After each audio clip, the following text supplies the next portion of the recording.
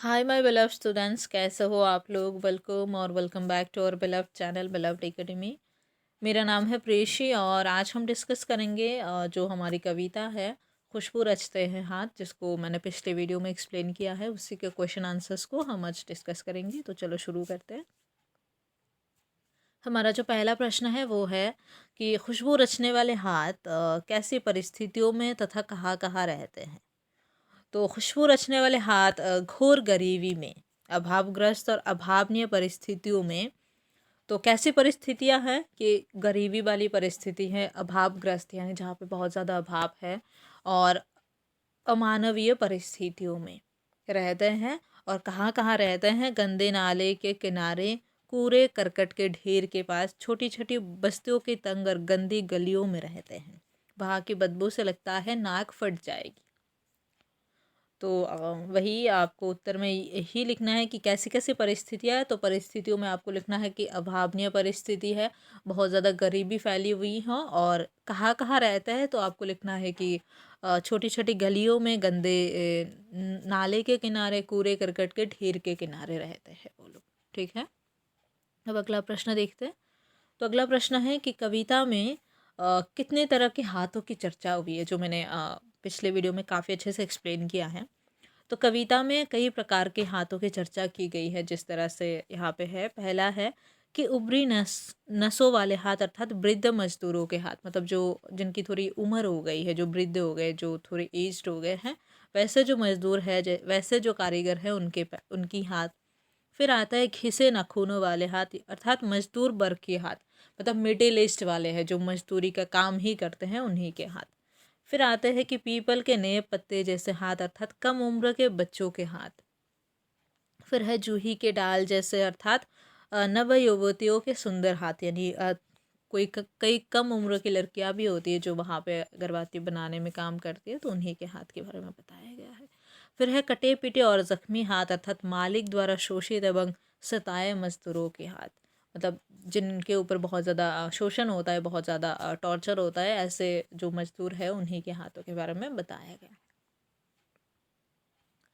फिर हमारा तीसरा प्रश्न है, कवि ने ये क्यों कहा कि खुशबू रचते हैं हाथ। तो कवि ने ऐसा इसलिए कहा कि जिन हाथों द्वारा दुनिया भर में खुशबू फैलाई जाती है, वह हाथ गंदे हैं, गंदी जगहों पर रहते हैं और अभावग्रस्त जीवन जीने को विवश हैं। विवश हैं यानी मजबूर हैं।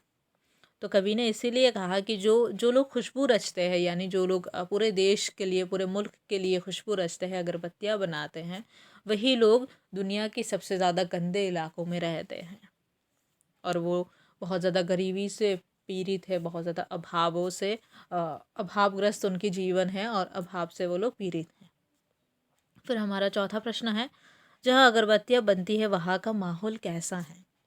तो जहाँ अगरबत्तियाँ बनती है वहाँ का वातावरण अत्यंत गंदा होता है।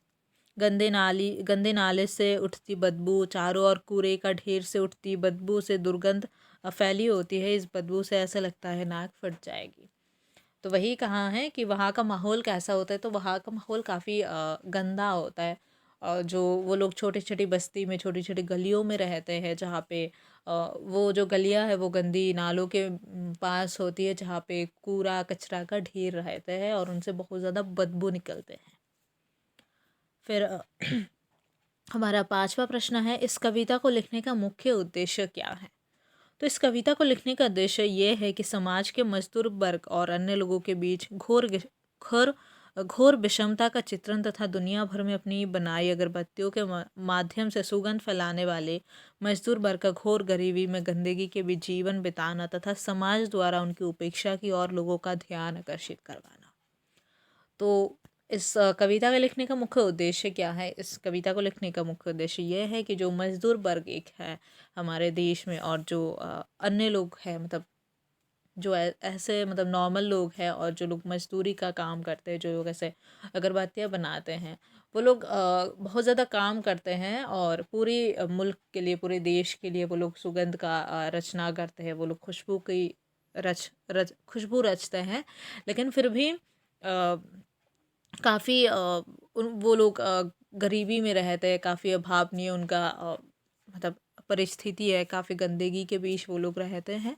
तो लोगों के बीच में लोगों को ये चीज़ें पता लगे, समाज में ये चीज़ का चित्रण बताया जाए समाज के लोगों को, तो उसी चीज़ को सबके सामने लाने के लिए कविता लिखा गया है। ठीक है।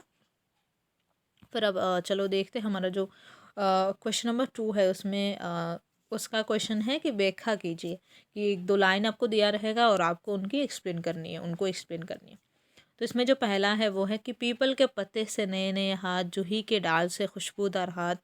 तो पीपल के पत्ते से नए नए हाथ में बताया गया है कि जो छोटे बच्चे होते हैं जिनके हाथ बहुत ज़्यादा नन्हे होते, बहुत ज़्यादा कोमल होते हैं, पीपल के पत्ते जैसे उन हाथ के बारे में बताया गया है।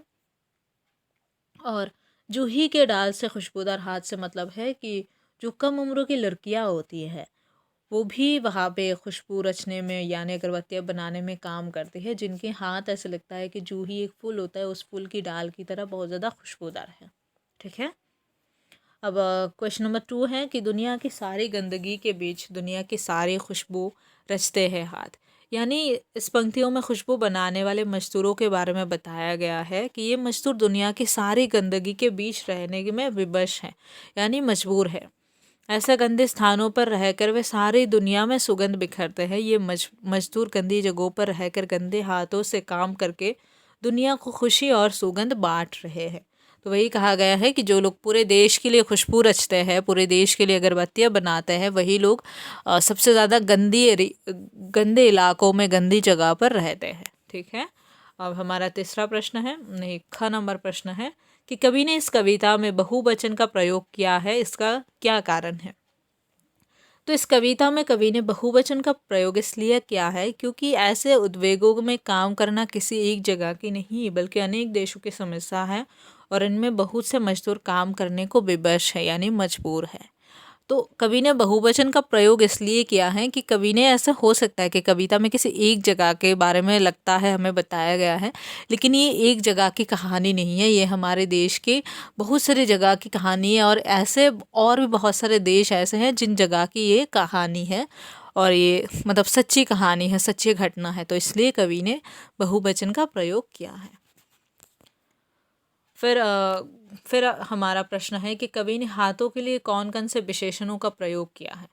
तो कवि ने हाथों के लिए कई विशेषणों का प्रयोग किया है, जिस तरह से जैसे कि उभरी नसों वाले हाथ, फिर खीसे नाखूनों वाले हाथ, फिर पीपल के पत्ते से नए नए हाथ, फिर जूही के डाल जैसे खुशबूदार हाथ, फिर गंदे कटे पीटे हाथ और जख्म से फटे हाथ। ठीक है। तो दैट्स इट फॉर टुडे। अभी यही तक है हमारा।